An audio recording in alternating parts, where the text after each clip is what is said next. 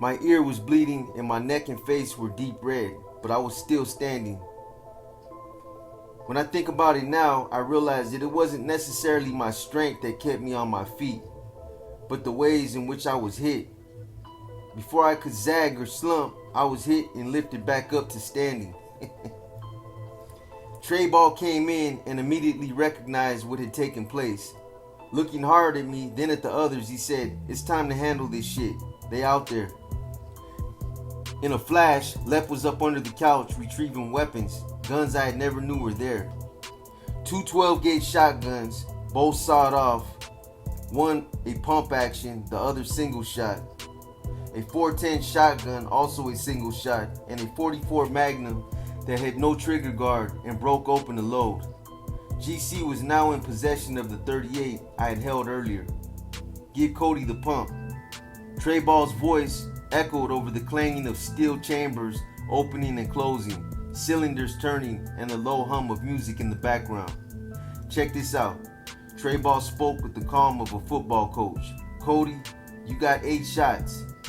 You don't come back to the car unless they are all gone." "Righteous," I said, eager to show my worth. "These fools have been hanging out for 4 days now, hitting people up.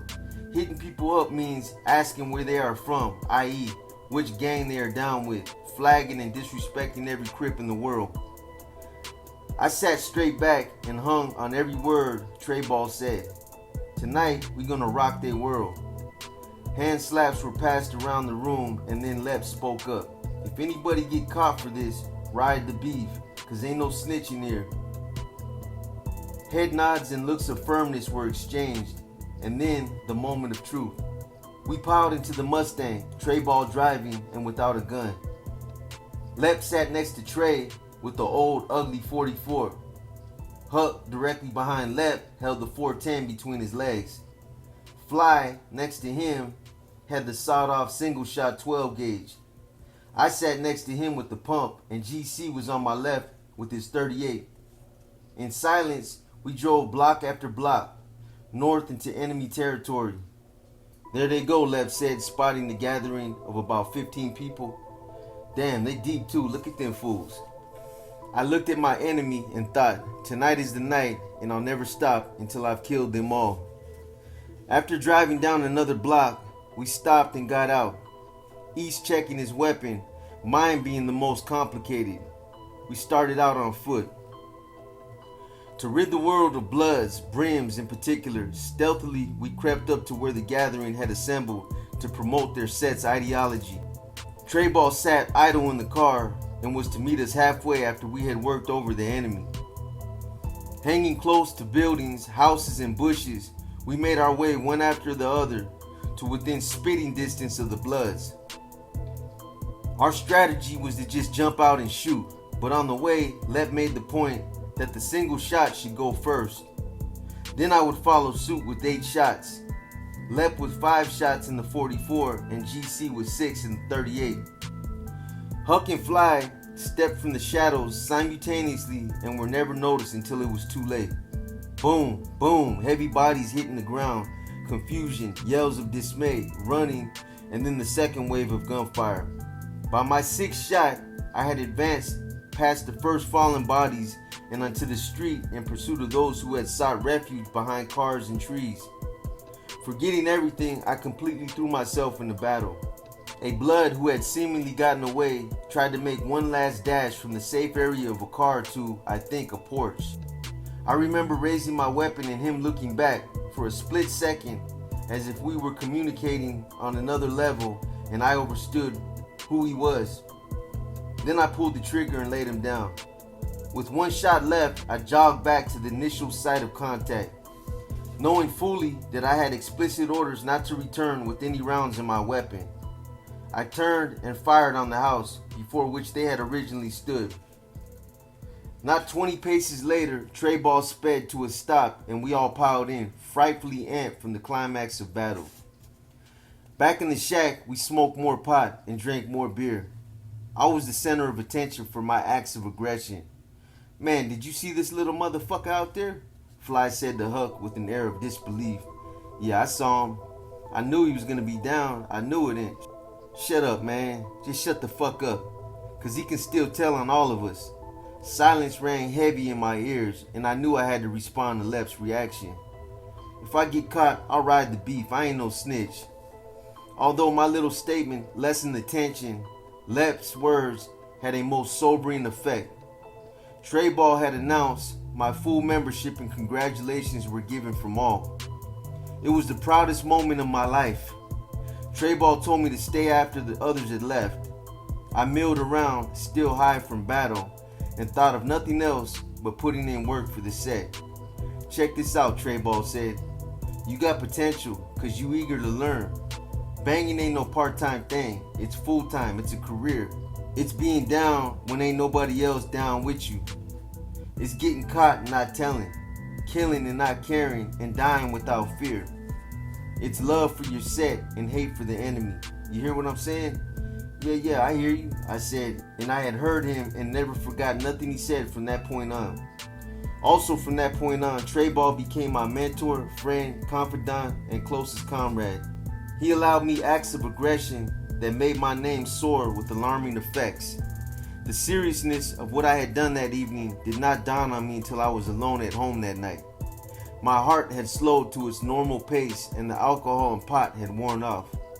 I was left with just myself and the awesome flashes of light that lit up my mind to reveal bodies in abnormal positions and grotesque shapes, twisting and bending in arcs that define bone structure.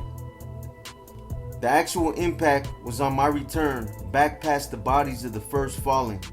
My first real look at bodies torn to shreds. It did little to me then because it was all about survival. But as I lay awake in my bed, safe, alive, I felt guilty and ashamed of myself.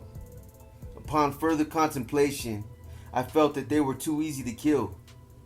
I tried every conceivable alibi within the realm of reason to justify my actions. There was none. I slept very little that night.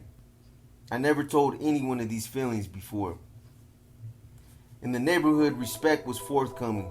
In 1977, when I was 13, while robbing a man, I turned my head and was hit in the face. The man tried to run, but was tripped by Trey Ball, who then held him for me. I stomped him for 20 minutes before leaving him unconscious in the alley. Later that night, I learned that the man had lapsed into a coma and was disfigured from my stomping. The police told bystanders that the person responsible for this was a monster. The name stuck, and I took that as a moniker over my birth name. As Monster, however, I had to consistently be more vicious and live up to the name. Trey Ball was there for me at every level, but Trey Ball was at least 4 years older than I. Still, we could relate. In 1978, Trey Ball was captured for knocking a guy out in front of the police, who were questioning him about being robbed. I was left with Fly, Lep, Huck, and GC, who seemed to have lost their will to get busy when Trey Ball was locked up. So I went in search of a road dog or best friend. I had been seeing the name Crazy D written on walls for some time and had a pretty good idea who he was. While walking up the alley one day toward GC's house, I ran into Crazy D. We formally introduced ourselves and I asked him if he wanted to kick it with us. Although he was already from the set, he kicked it with other people. A jovial cat of my age with happy eyes and a Hollywood smile. D became my road dog. He clicked right away with the others too. I took him over to the white apartments where we had everybody and their parents claiming or sympathizing with our set. He loved it. From this point on, D and I were inseparable. The set was still relatively small and everyone knew each other. When speaking of small here, I mean approximately 75 to 80 people. That's a small set. Today it's not unusual for sets to be 1,000 deep. Though there were various sides and sections, we all met up at meetings in our park, though this usually occurred only when someone had been killed or some serious infraction had been committed. I continued to see and associate with GC, Lep, and the others, but it wasn't the same with Trey Ball missing. He was the glue that bonded us.